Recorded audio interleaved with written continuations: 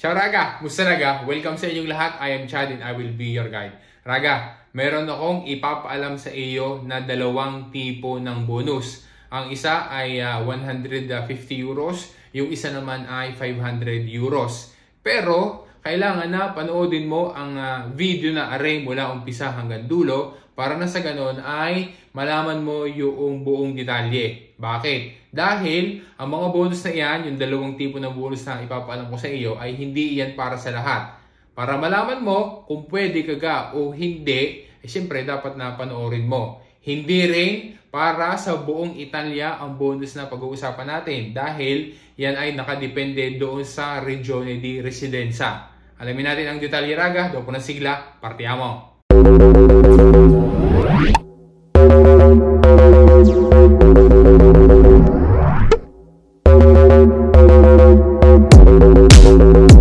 Ang unang bonus ay nag-start na yung application niyan online last April 8, 2025. Okay? At ngayon ay nakaset naman na magsasara yung online application sa date naman na are, May 22, 2025 sa oras na alas 12 ng tanghali. Ang tinutukoy natin ay yung Dote Scuola, aring Dote Scuola Materiale Didattico 2025-2026. Para yan doon sa mga taga-Regione Lombardia.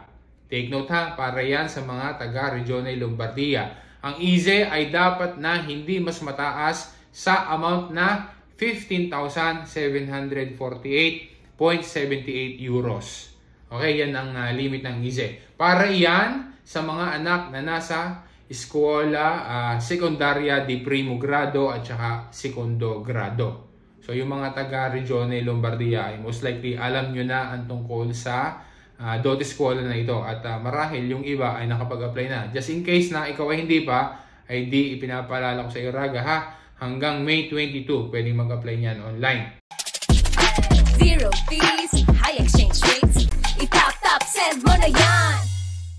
Ang pangalawa namang bonus ay 500 euros. So, mas malaki ang bonus na aray kumpara doon sa nabanggit natin kanina. Ang application niyan ay online din. Kaya kailangan ikaw ay either na mayroong speed CA o kaya naman ay CNS. Ang iskadensa ng application, dahil yan nagsisimula na, ang application ay until May 16, 2025 at 4 p.m.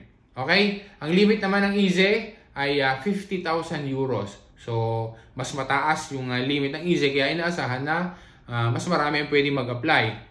Kung ang pagbabasihan lang ay yung ISEE. Pero hindi lang naman yan ang requirement para sa bonus 500 euros na iyan na pinag-uusapan natin dahil ang bonus 500 euros na are ay para naman sa mga taga-Regione Lazio laang. Ulit, taga-Regione Lazio laang. Poy, ang bonus 500 euros na iyan ay intended naman para doon sa mga anak na nasa edad na 6 years old hanggang 18 years old.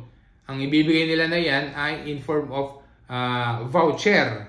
Okay, yung 500 euros na yan. Kaya yan ay pwede lang gamitin doon sa mga aktivita esportiva ng mga bata. Kaya nga ang tawag sa bonus na yan din ay voucher per lo sport. Na yan ay isang inisyatiba ng Regione Lazio.